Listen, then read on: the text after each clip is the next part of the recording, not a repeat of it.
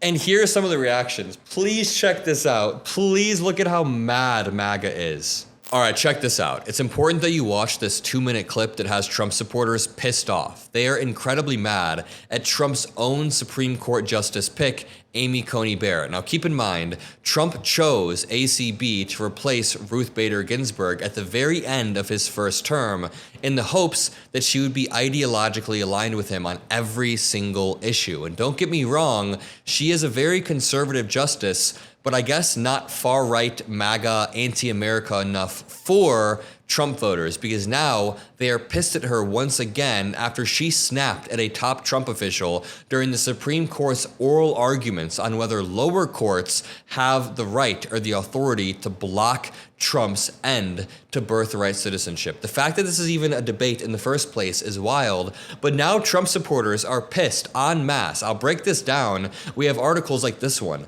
MAGA melts down after Trump-appointed justice argues against ending birthright citizenship. They said, quote, remove this imposter. Amy Coney Barrett is a disgrace and an embarrassment, one user declared. Someone even called her a DEI hire, which, like, they're just saying that because she's a woman. She was hired, she was picked by Trump. What do you mean DEI hire, bro? This Trump supporter says, Amy Coney Barrett is proving once again that she may be the worst SCOTUS pick ever by a Republican.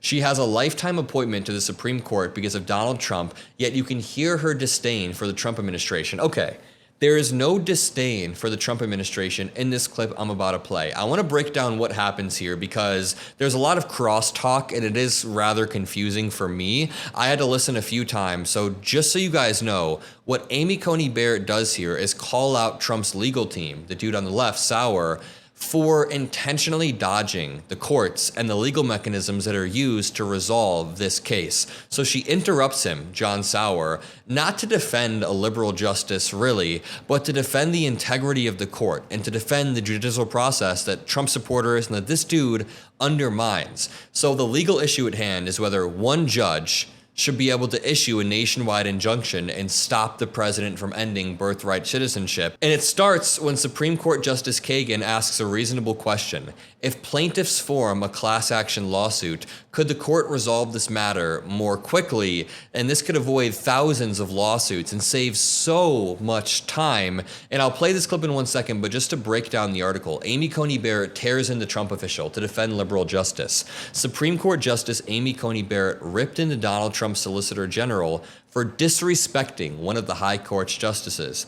Barrett, who was appointed by Trump in 2020, has recently drawn the ire of MAGA. She stepped in and said, "Sir, are you really going to answer Justice Kagan by saying there's no way to do this faster or expeditiously?" Let's play this clip, but just remember, she's not just defending Kagan. Amy Coney Barrett is defending the process, and then right after this clip, I'll show you the MAGA reaction. Keep in mind that you can drop a like to help boost this pro-democracy message. Take a look. Opinions and judgments here. Did I understand you correctly to tell Justice Kagan that the government wanted to reserve its right to maybe not follow a Second Circuit precedent, say, in New York, because you might disagree with the opinion? Our general practice is to respect those precedents, but there are circumstances when it is not a categorical practice. It is, and that is not this administration's practice or the longstanding practice of the federal government. And I'm not talking about in the Fourth Circuit, are you going to respect a Second Circuit? I'm talking about within the Second Circuit. And can you say, is that this administration's practice or a longstanding one? As I understand it, longstanding policy of the Department of Justice. Yes, that we generally, as it was phrased to me, generally respect circuit precedent, but not necessarily in every case. And some examples might be a situation where we're litigating to try and get that circuit precedent overruled and so forth. Well, okay, so I'm not talking about a situation in which, you know, the Second Circuit has a case from 1955 and you think it's time for it to be challenged. That's not what I'm talking about. I'm talking about in this kind of situation. I'm talking about this week, the Second Circuit holds that the executive order is unconstitutional, and then what do you do the next day or the next week? Generally, we follow those. So you're still saying generally? Yes. And you still think that it's generally the policy, long-standing policy of the federal government to take that approach? That is my understanding. Okay, so, but it sounds to me like you accept a Cooper versus Aaron kind of situation for the Supreme Court, but not for, say, the Second Circuit. Like where you would respect the opinions And the judgments of the Supreme Court, and you're saying you would respect the judgment, but not necessarily the opinion of a lower court. And again, I think in the vast majority of instances, our practice has been to respect the opinion as well, in the circuits as well, but my understanding is that has not been a categorical practice in the way respect for the precedents and the judgments of the Supreme Court has been. So you're not hedging at all with respect to the precedent of this court? That is correct. I believe the quotation from our application directly addresses that, and we stand by that completely. Okay. All right, so that is Amy Coney Barrett getting rather assertive. And just to back up and lay some groundwork before we dig into the MAGA reaction, Amy Coney Barrett was obviously picked by Trump, and she actually went against the MAGA grain when it came to executive authority. And now she's continuing that. She was basically saying, what happens if the Trump admin decides to ignore a ruling just because he disagrees with it?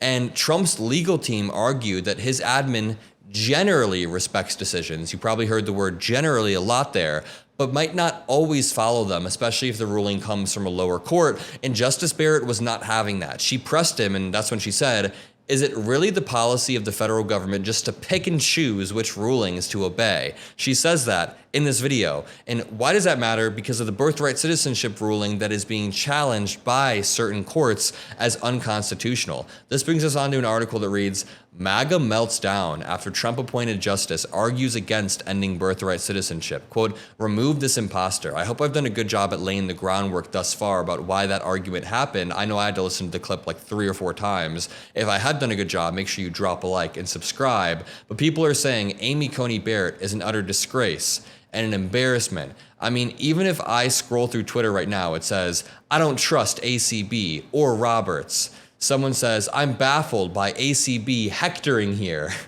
Oh my Lord. They say, so the executive branch has to not only abide by court orders, but also must agree with the underlying opinion? I've listened to this over and over, and I still don't understand what she's getting at, this Trump supporter says.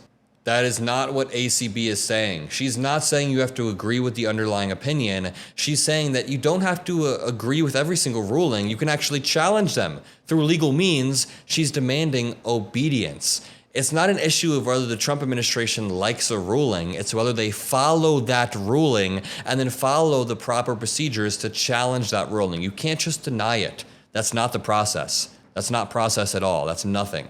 Supreme Court Justice Amy Coney Barrett triggered fierce backlash from MAGA loyalists after forcefully questioning the Trump admin's top lawyer and voicing skepticism over ending birthright citizenship during a heated Supreme Court argument. Since taking office, President Donald Trump has pushed for an executive order to end birthright citizenship, a constitutional guarantee under the 14th Amendment that grants automatic U.S. citizenship to anyone born on U.S. soil. Legal challenges block the order from taking effect, and the case is now tied up in a broader legal battle over whether federal judges can even issue a nationwide injunction to halt executive actions. And this is the truly, and here are some of the reactions. Please check this out. Please look at how mad MAGA is. One person said, Amy Coney Barrett is a disgrace and an embarrassment to the United States. Someone said, Amy Coney Barrett is a traitor. Some went as far as to accuse Barrett of undermining conservative goals, asking the admin to, quote, remove this imposter. Quote, remove Amy Coney Barrett. She does not align with the mandate of the American people.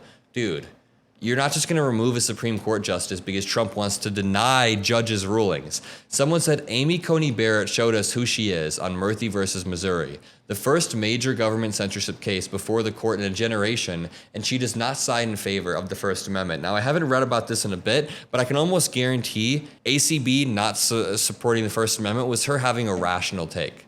One Trump supporter said, remove Amy Coney Barrett. She does not align with the mandate of the American people. Well, dude, Trump claims he has the mandate, and Trump is the one who picked ACB. Why am I trying to debunk these people? They make no sense whatsoever. I'm going to end this video by saying make sure you drop a like. Make sure you subscribe. If you made it this far in the video, comment hi Adam. Go watch my interview with Pete Buttigieg on my channel from yesterday.